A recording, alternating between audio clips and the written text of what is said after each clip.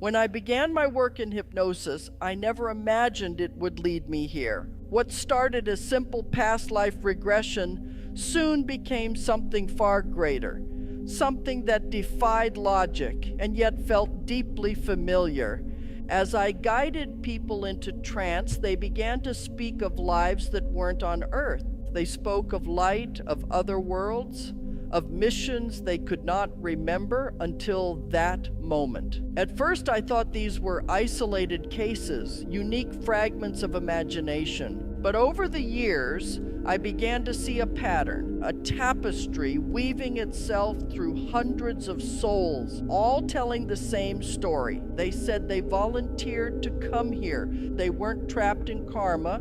They didn't come to pay off debts or repeat lessons. They came because Earth was in trouble. After the atomic bombs were dropped during the Second World War, a call went out into the universe. A vibration, an SOS, rippled across dimensions, and souls from higher realms answered.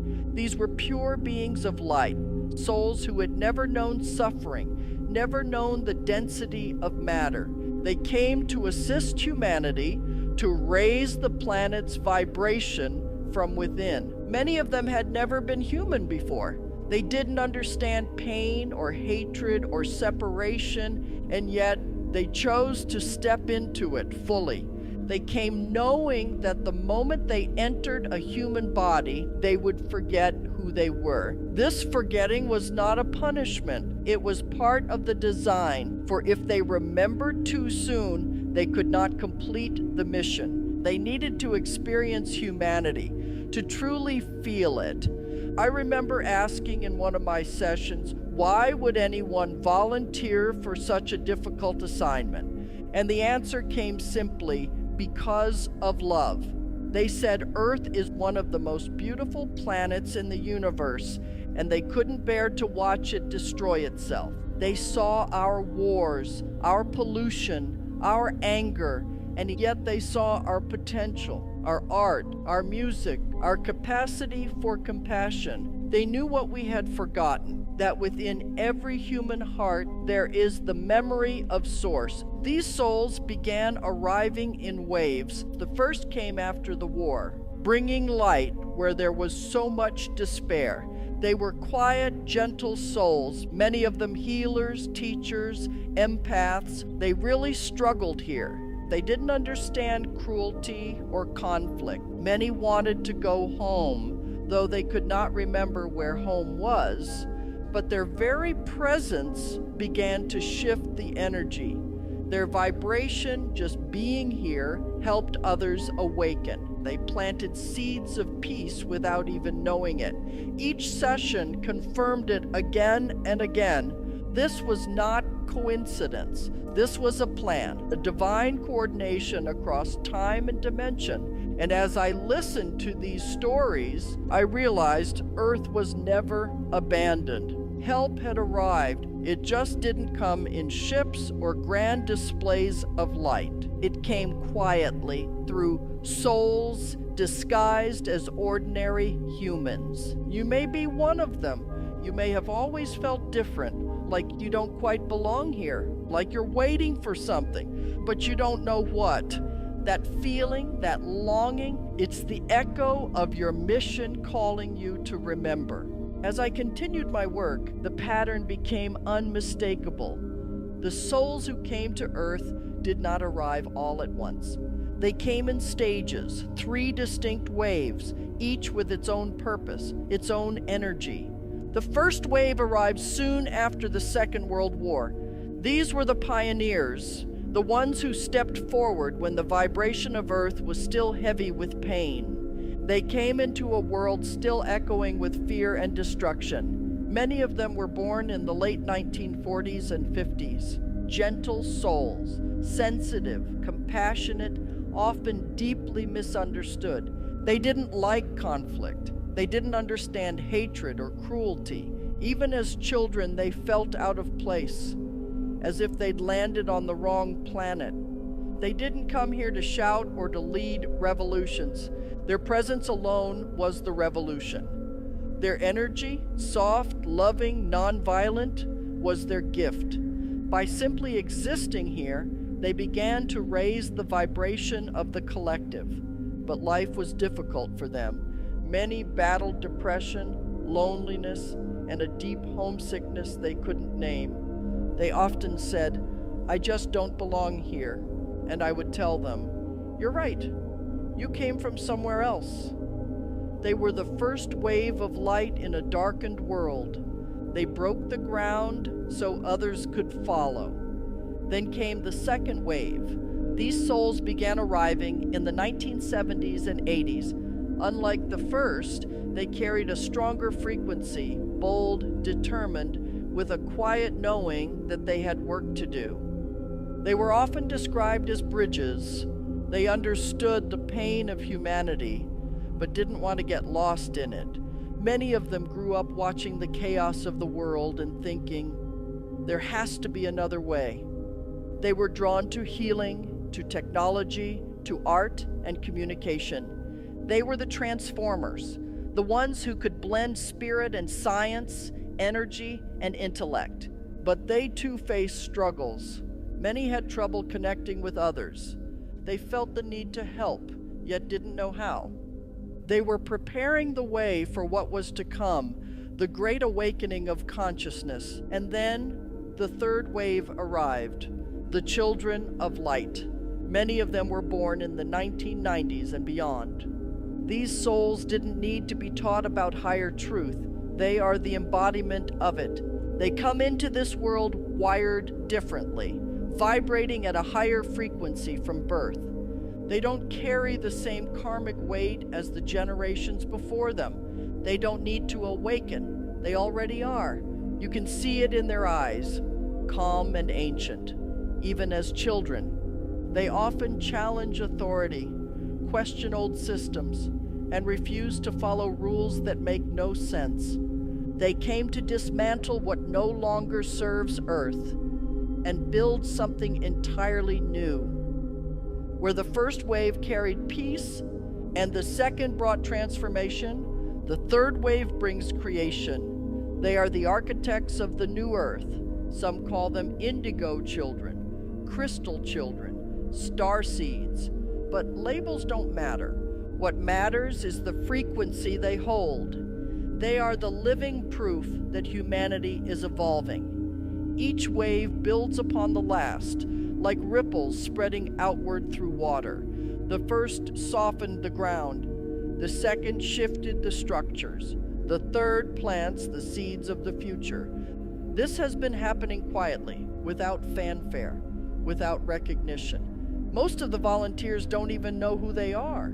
They live ordinary lives, but their energy changes everything it touches. You may recognize yourself in one of these waves. Maybe you felt that quiet ache, the sense that your life has meaning beyond what you can see. Maybe you've always known you're here for something bigger, but couldn't find the words for it. That is the remembering beginning to unfold, the soul stirring beneath the surface, the call to awaken to what you came here to do. As I continued working with these souls, one truth became painfully clear. The volunteers came with great love, but they also came with great difficulty. Many of them told me the same thing. I don't want to be here.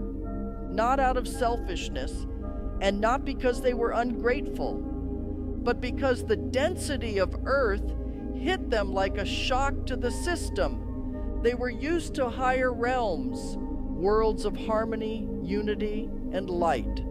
And suddenly, they found themselves in a place filled with conflict, pain, and separation. A place where emotions were heavy, where people hurt each other without understanding why.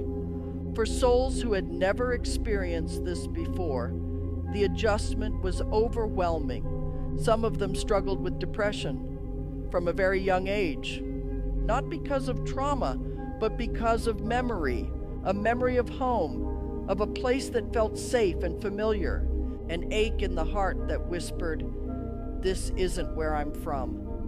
Others felt isolated even when surrounded by people. They couldn't relate to the anger, the competition, the fear that so many humans were taught to accept as normal. They couldn't understand cruelty or why people would choose to harm one another. Many volunteers told me, "I don't understand humans." And I would say, it's because you're not one. Not in the way they think, at least. Your soul comes from elsewhere, from a higher frequency. You're experiencing humanity, but you're not defined by it. Another challenge they faced was the intense sensitivity of their energy. Bright lights, loud noises, harsh chemicals, violent movies, all of these things affected them deeply. Some felt physical pain in their bodies when exposed to negativity. Others absorbed the emotions of people around them like a sponge without knowing how to shield themselves. This sensitivity was not a weakness. It was proof of their origin, a reminder that they carried light into a world that had forgotten its own. But perhaps the greatest struggle was the forgetting. When a volunteer comes to Earth, they must pass through what I call the veil of amnesia. All memories of their home, their mission, their soul identity are temporarily hidden. This is part of the agreement. The Earth experience must be authentic. You cannot play the game if you remember you wrote it. But this forgetting created confusion. Many of them felt lost, wandering through life without a sense of direction. They knew they were here for something important, yet they couldn't grasp what it was. This created frustration, anxiety, and a deep longing to go back. In my sessions, volunteers often cried when they remembered. They would say, "I don't want to be here anymore." And the higher beings would respond, "You must stay. The mission is not complete." The pain they felt was not a sign of failure. It was a sign of their purity, a sign that their soul remembered what love feels like and could not understand why Earth had forgotten. Every volunteer carried a quiet resilience, a spark within them that refused to be extinguished. Even in their darkest moments, something deep inside whispered, "Keep going. There is a reason." And they were right. We are entering the greatest shift Earth has ever known. Old structures are falling away. Truth is rising to the surface. People are sensing deep in their bones that something is changing. This is not the end of the world. This is the end of an old world. A world built on fear, separation, and unconsciousness. The new Earth is already forming. You came to help usher in that timeline, not by fighting the old, but by embodying the new. As you awaken, you will notice your intuition guiding you. You will feel drawn to certain people, certain places, certain truths. This is not coincidence. It is the mission unfolding exactly as planned. And remember this, you were never sent here alone. You came with soul families scattered across the planet. And when the volunteers begin to awaken, they will find each other. And when they unite, their frequency amplifies. That is what creates the tipping point. That is what transforms the world. So if you have ever felt different, if you have ever felt that quiet ache, the sense that you are waiting for something you cannot name, it is because your soul remembers the future you came to build. You are not behind. You are not forgotten. You are exactly where you need to be. The awakening is happening. The mission is underway. And the new Earth is already on its way.